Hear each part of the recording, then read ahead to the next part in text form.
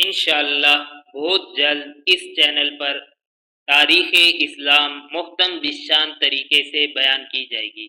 اگر آپ بھی حصہ بننا چاہتے ہیں تو سبسکرائب کریں۔ بسم اللہ الرحمن الرحیم۔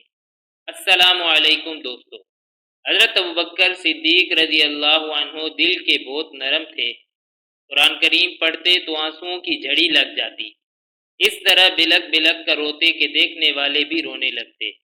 12 ہجری میں جب حج کے لیے تشریف لے گئے تو مکہ میں حضرت اکرمہ رضی اللہ عنہ اور کچھ لوگ حضرت صلی اللہ علیہ وسلم کی تعزیت کے لیے آپ کے پاس آئے۔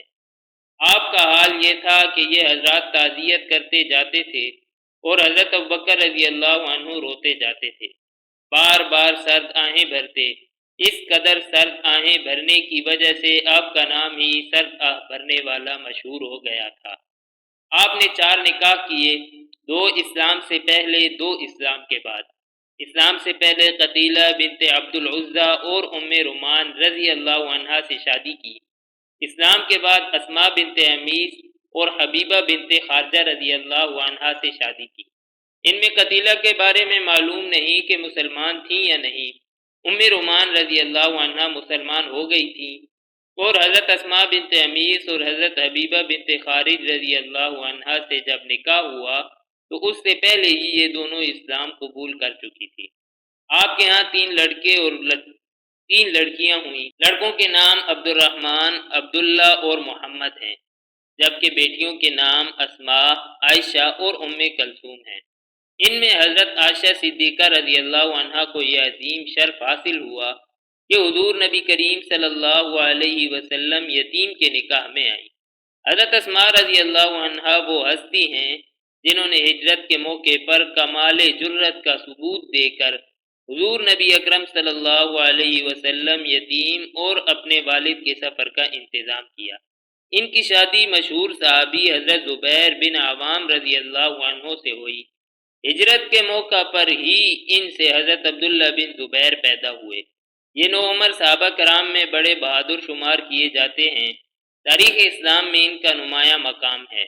ام کلثوم آپ کی تیسری بیٹی تھیں۔ یہ حضرت صلی اللہ علیہ وسلم کی وفات کے بعد پیدا ہوئیں، اس لیے یہ تابعیہ تھیں۔ عبد الرحمن بن ابی بکر آپ کے بڑے صاحبزادے ہیں۔ حضرت ام رومان رضی اللہ عنہا ان کی والدہ ہیں۔ غزوہ بدر کے موقع پر کفار کے لشکر میں شامل تھے۔ میدان جنگ میں یہ آگے بڑھے اور کسی مسلمان کو مقابلے پر آنے کی دعوت دی۔ حضرت ابوبکر صدیق نے حضرت صلی اللہ علیہ وسلم سے ان کے مقابلہ پر جانے کی اجازت طلب کی۔ آپ صلی اللہ علیہ وسلم نے اجازت نہ دی۔ اس کے بعد غزوہ احد میں بھی یہ کفار کے لشکر میں شامل تھے۔ یہ صلح حدیبیہ کے موقع پر اسلام لائے اور مدینہ میں آ کر اپنے والد کے ساتھ رہنے لگے۔ بہت بہترین تیر انداز سے صلح حدیبیہ کے بعد جتنے بھی غزوات پیش آئے ان میں برابر شریک ہوتے رہے۔ جنگ یمامہ میں انہوں نے کمال ہی کر دکھایا۔ دشمن کے بڑے بڑے افسروں کو تنہا انہوں نے ہی اپنے تیروں کا نشانہ بنایا۔ اسی طرح قلعہ یمامہ کی ایک دیوار میں شگاف تھا۔ مسلمان اس شگاف کے ذریعے اندر داخل ہونا چاہتے تھے، لیکن محکم بن عقیل نامی ایک سردار اس شگاف کی حفاظت کر رہا تھا۔ حضرت عبد الرحمن بن ابی بکر نے طاق کر ایسا تیر مارا کہ وہ ڈھیر ہو گیا اور مسلمان کے لمحے داخل ہو گئے۔ حضرت عائشہ صدیقہ رضی اللہ عنہا اور یہ سگے بہن بھائی تھے، دونوں کو ایک دوسرے سے محبت تھی۔ 53 ہجری میں ان کا انتقال ہوا۔ حضرت عائشہ رضی اللہ عنہا نے ان کی وفات پر بڑے دردناک اشعار پڑھے تھے۔ آپ کے دوسرے بیٹے عبداللہ تھے، قتیلہ ان کی والدہ تھی۔ یہ اور حضرت اسماء رضی اللہ عنہا دونوں سگے بہن بھائی تھے۔ انہوں نے حضرت ابوبکر کے ایمان لانے کے بعد ہی اسلام قبول کر لیا تھا۔ جب حضرت صلی اللہ علیہ وسلم نے ہجرت کی اور غار ثور میں قیام فرمایا تو یہی تھے جو قریش کی خبر خفیہ طور پر آپ صلی اللہ علیہ وسلم تک پہنچاتے رہے۔ جب حضرت صلی اللہ علیہ وسلم حضرت ابوبکر صدیق کے ساتھ مدینہ منورہ پہنچ گئے، تب انہوں نے بھی حضرت ام رومان، حضرت عائشہ اور حضرت اسماء رضی اللہ عنہم کو ساتھ لے کر ہجرت کی۔ فتح مکہ، حنین اور طائف کے غزوات میں شریک رہے۔ طائف کے مارکے میں انہیں ایک تیر لگا، اس سے شدید زخمی ہو گئے۔ علاج کے بعد زخم ٹھیک تو ہو گیا تھا، لیکن تقریباً 2.5 سال بعد دوبارہ ہرا ہو گیا۔ حضرت صلی اللہ علیہ وسلم کی وفات کے 40 روز بعد یہ اسی زخم سے وفات پا گئے۔ محمد بن ابی بکر حضرت ابو بکر صدیق کے سب سے چھوٹے بیٹے تھے۔ یہ اسماء بنت عمیس رضی اللہ عنہا کے بطن سے پیدا ہوئے۔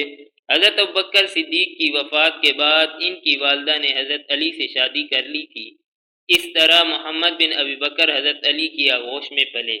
کچھ مورخین نے لکھا ہے کہ حضرت عثمان غنی کے قاتلوں میں یہ بھی شریک تھے، لیکن مشہور محدث حافظ ابن عبد البر اندلسی نے اس کا انکار کیا ہے اور لکھا ہے کہ حضرت عثمان کے خون سے محمد بن ابی بکر کا ذرا بھی تعلق نہیں ہے۔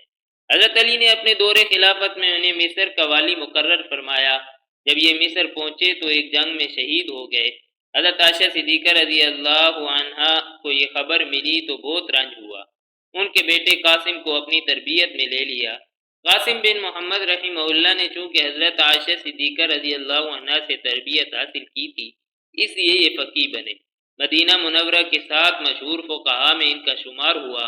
خلفائے راشدین میں دیکھا جائے تو سب سے زیادہ فتوحات حضرت عمر رضی اللہ عنہ کے دور میں ہوئی اور کئی لحاظ سے اصلاحات بھی سب سے زیادہ انہی کے دور میں ہوئی۔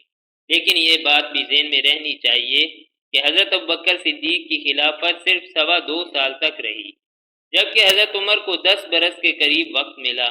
لہذا حضرت عمر کے دور میں جو کچھ ہوا اس کی بنیاد دراصل حضرت ابوبکر نے ہی رکھی تھی۔ پھر حضرت صلی اللہ علیہ وسلم کی وفات کے بعد ہر طرف فتنوں نے سر اٹھا لیے تھے، کہیں زکوٰۃ کا انکار کرنے والوں کا فتنہ تو کہیں نبوت کا جھوٹا دعویٰ کرنے والوں کے فتنے تھے۔ غرض مدینہ منورہ کے چاروں طرف فتنہ پرور لوگ اٹھ کھڑے ہوئے تھے۔ ان تمام حالات کا مقابلہ حضرت ابوبکر صدیق نے جس طرح کیا وہ آپ کے لیے جلد بیان کر دیا جائے گا۔ ان کی جگہ کوئی بھی دوسرا ہوتا حوصلہ ہار جاتا۔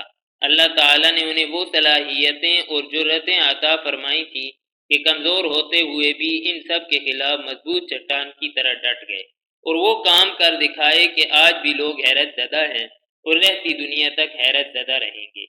انشاءاللہ بہت جلد اس چینل پر تاریخ اسلام، تاریخ انسانیت، حضرت آدم علیہ السلام سے لے کر ہمارے آج کے زمانے تک آپ صلی اللہ علیہ وسلم کے زمانے کی تمام اتار چڑھاؤ اور بعد میں جنگیں، صحابہ کی زندگی، سب کچھ بہت محتم شان طریقے سے بیان کیا جائے گا۔ اگر آپ بھی حصہ بننا چاہتے ہیں تو سبسکرائب کریں۔ وَأُفَوِّضُ أَمْرِي إِلَى اللَّهِ إِنَّ اللَّهَ بَصِيرٌ بِالْعِبَادِ۔